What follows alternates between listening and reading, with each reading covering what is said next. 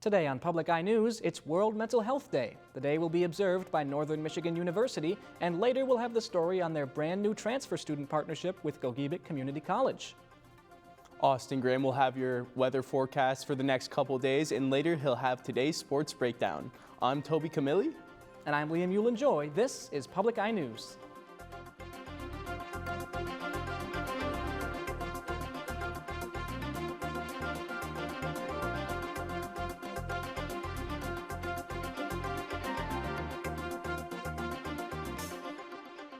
The NMU Wellbeing Center will be hosting a 5K called Mind Over Miles this evening in honor of World Mental Health Day. The event course takes runners through a scenic loop around the NMU campus, starting and ending at the Wellbeing Center. It aims to build a sense of community, encourage discussion between students about building a positive environment, and demonstrate the university's commitment to mental health. NMU will be putting on other events today to honor the occasion. Those can be found on the Hub NMU app. And all three Aspirus hospitals based in the UP have received the 2024 Governor's Award of Excellence. The hospitals in Crystal Falls, Hancock, and Ironwood received the award. They were honored for reducing readmissions and infections for C. difficile, improvements in sepsis mortality and adverse drug events, and improvements in high-dose opioid prescribing upon discharge. The award recognizes healthcare providers that focus on improving Michigan's most pressing health issues. And the Marquette League of Women Voters will be hosting a candidate forum for the MAPS school board election today. The nonpartisan event will be held at the Peter White Public Library in Marquette. Doors open at 6 p.m., with the forum commencing at 6:30 and ending at 8 o'clock. All 8 candidates have been invited to participate in the event. Members of the public are welcome to ask questions in person or submit them online by emailing lwvmqtco@gmail.com. NMU and Gogebic Community College have launched a direct admission program simplifying the process for GCC students to earn their bachelor's degree at NMU. Through the program, GCC students are admitted to NMU while they complete their studies at GCC. While students participate in the program, they will have the opportunity to use NMU resources such as NMU's library, academic advising, and even student life activities. The initiative aims to break down barriers for transfer students and help build the connection with NMU that they have. Participants in the programs can smoothly transition to NMU once they meet their requirements, but students can still participate without transferring to NMU. The agreement hopes to help cut the cost of a bachelor's degree for students from the Upper Peninsula and northern Wisconsin. And the Michigan National Guard's Ishpeming Armory is set to host a park expose in honor of the Lake Superior Performance Rally. The park expose will take place Saturday, October 12th from 8 to 8:45 a.m. at the MING Ishpeming Armory. The event gives spectators a chance to check out the rally cars and even meet the drivers before they set off. One of the competitors in the race is Captain Andrew Layton, who will be driving in the race while his father Joe Layton acts as his navigator. The Laytons have together more than 52 years of service with the Michigan National Air Guard and United States Air Force. This will be the 8th round of the 2024 American Rally National Championship Series. The races will take place tomorrow as well as Friday. And on the campus of the University of Minnesota, there's a new food delivery service, and this one doesn't need a driver. Here's WCCO's Derek James to show us how. Curiosity on campus as students and staff get their first robot deliveries. Just some Chinese food. The robots are more than a novelty. They serve a purpose. We have a number of locations on campus that just don't have great accessibility to food. And when students and faculty and staff are on campus, they want to be able to have food in between tight class schedules. The robots, designed and operated by Starship Technologies, currently deliver from Panda Express, Starbucks, and Herbert & Gerbert for $2.49 plus a 10% delivery fee. Anyone on campus can use the Starship Food Delivery app to order food and have it delivered. You can drop a pin anywhere that you would like to get your delivery. Users can follow the robot's location through the app after they place an order and use it to unlock the compartment with their food. Tell me about the technology that's working here. Plenty of sensors and cameras all the way around, extremely accurate. Of course, we have GPS. The robots use machine learning and AI to cross streets, make it up curbs, and avoid obstacles. They're able to run at night and in rain or snow. How much can it handle with the snow tires? I think we quote somewhere around 4 or 5 inches of snow. With it being the first day, the Starships are still learning. I would have liked it if I didn't have to walk and meet it, but maybe they'll improve the technology for next time. With 11 robots to start, they had to temporarily pause some early orders to keep up. More robots will roll out by the end of the week to handle student demand. They're excited. They're happy about what the robots will mean for them as far as convenience, and we're really excited to see how well this will do. On the University of Minnesota campus, Derek James, WCCO News. Now don't touch that dial. We'll be right back with your weather and national news after this break. Stay tuned.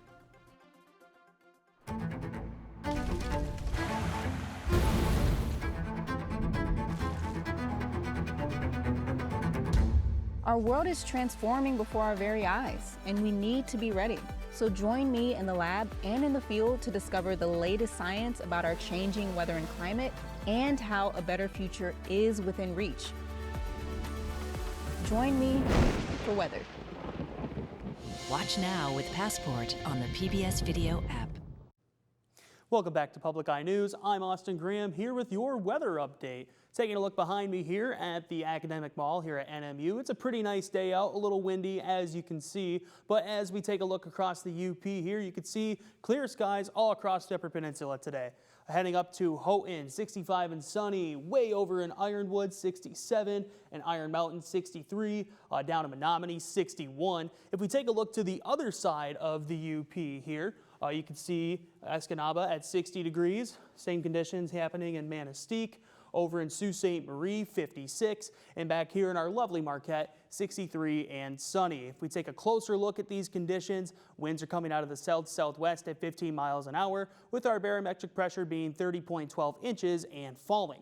If we look to tonight, we'll see a low of 56 with the winds out of the southwest at 15 miles per hour. Still seeing those partly cloudy conditions with our moon phase being a waxing crescent. And if we take a look at our northern lights forecast, it's a great night to try to get out and see the lights with our KP index being at 8.3 and our cloud coverage being at 26%. Now, if we look to tomorrow, we're going to have more partly cloudy conditions with a high of 69 and a low of 43. Winds out of the west-northwest at 25 miles per hour. Now, if we take a look to the rest of the weekend here and going into next week, we'll see Saturday with a high of 57 and a low of 42 with more cloudy conditions. On Sunday, a high of 50, low of 40 with some showers. That rain will continue into Monday with a high of 45 and a low of 37. That's all I have for weather today. We'll send it back to the news desk. Well, thank you for that weather update, Austin. I mean, even though it might not last, it's nice to see sunny skies across the UP. But now it's time for your national news, starting with this. The Social Security Administration has announced that millions of recipients will receive a new increase to their monthly checks. In total, retirees will receive a 2.5% cost of living increase, or COLA, equivalent to about $50 more a month. Recipients received a 3.2% increase in their benefits in 2024 and an 8.7% benefit increase in 2023 due to record inflation. The smaller 2.5% increase for 2025 suggests declining inflation. However, concerns persist, with some retirees saying the increase will not be enough to cover costs. Both major presidential candidates, Kamala Harris and Donald Trump, have proposed their own plans to strengthen Social Security if elected. And the number of Americans filing for unemployment was at its highest point in a year this past week. The Labor Department said that applications for jobless claims jumped by 33,000 to a total of 258,000, the most since August 2023. The total number of Americans collecting jobless benefits also rose by 42,000 to a total of roughly 1.86 million for the week of September 28th, the most since late July. Analysts point to several factors for these spikes. In particular, Washington State was heavily affected by the ongoing Boeing machinist strike. Applications for jobless benefits also surged in states impacted by the recent course of Hurricane Helene, including Florida, North Carolina, South Carolina, and Tennessee. And Hurricane Milton made landfall overnight into Florida's west coast as a Category 3 storm.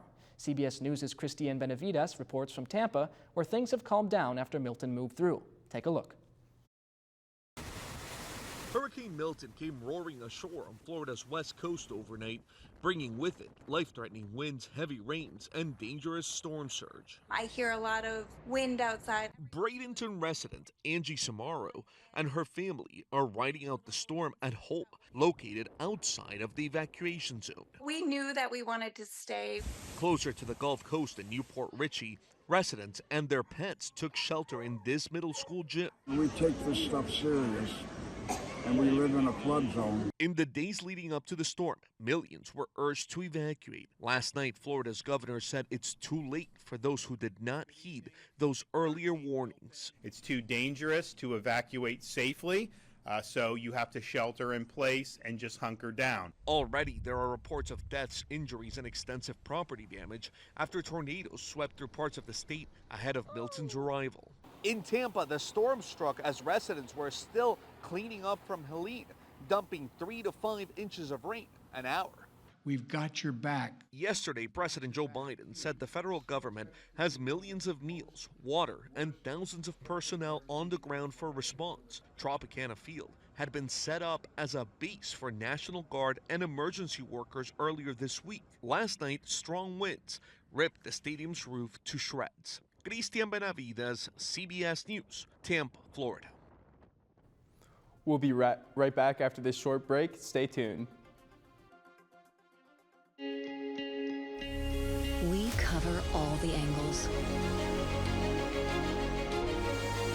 We report the facts. We find clarity.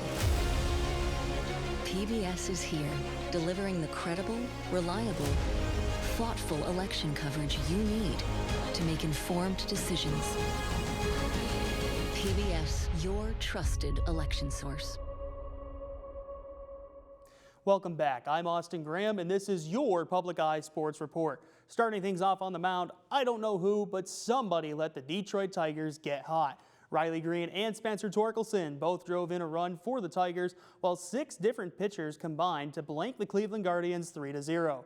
Detroit now has a 2-1 series lead over Cleveland. The hottest team in the MLB will have a shot to advance to the American League Championship Series with a win over the Guardians tonight at home. Cleveland went 0 for 8 with runners in scoring position in Game 3, and they've also gone 20 straight innings without scoring a single run on the Tigers since their win in Game 1. Game 4 between the two clubs is tonight at 6:08 p.m. And on the other side of town, the Detroit Red Wings are set to open up the 2024-25 campaign against the Pittsburgh Penguins tonight in the Motor City.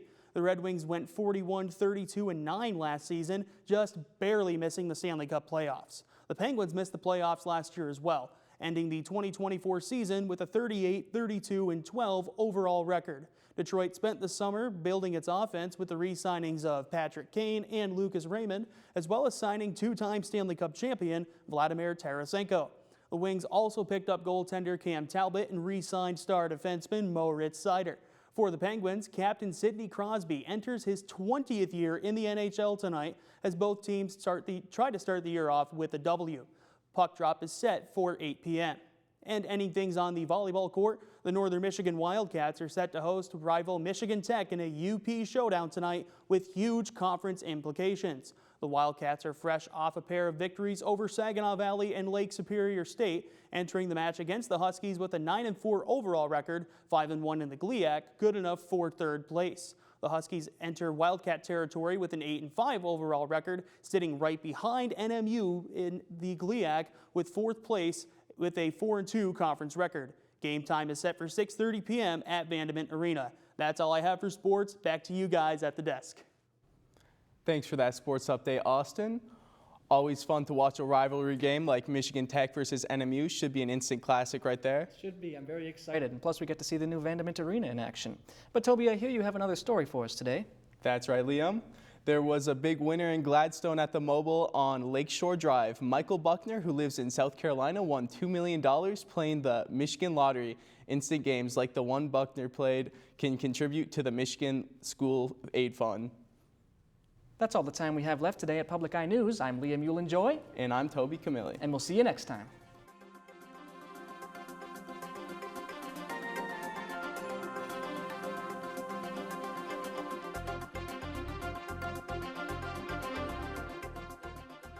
The preceding program was produced by WNMU-TV, Northern Michigan University Public Television, in studios located in Elizabeth and Edgar Hardin Hall.